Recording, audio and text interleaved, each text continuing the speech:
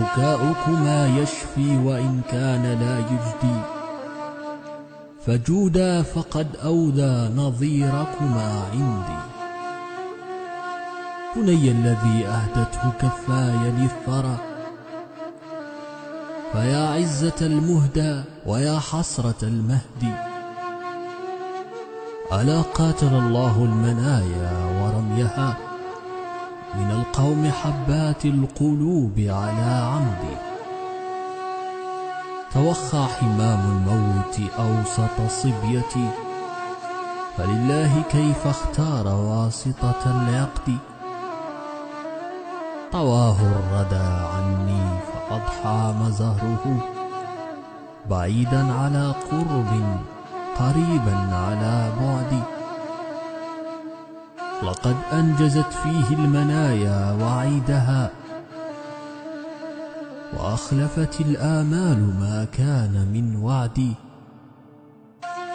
لقد قل بين المهد واللحد لبسه، فلم ينس عهد المهد إذ ضم في اللحد.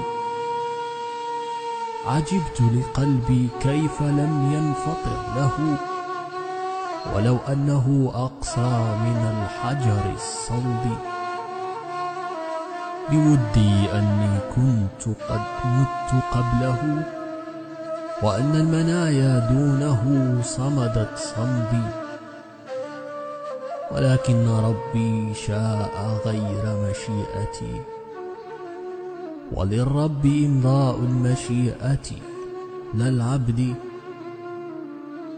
وما سرني أن بعثته بثوابه، ولو أنه التخليد في الجنة الخلد.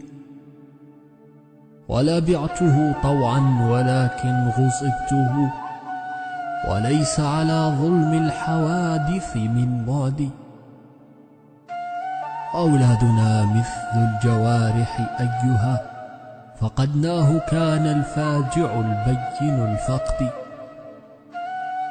هل العين بعد السمع تكفي مكانه، أم السمع بعد العين يهدي كما تهدي؟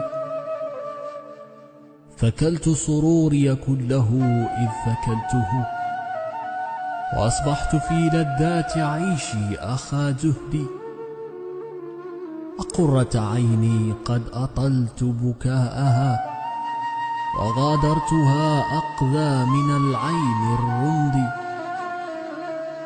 أقرة عيني لو فدى الحي ميتا، فديتك بالحوباء أول من يفدي. كأني ما استمتعت منك بضمة، ولا شمة في ملعب لك أو مهد.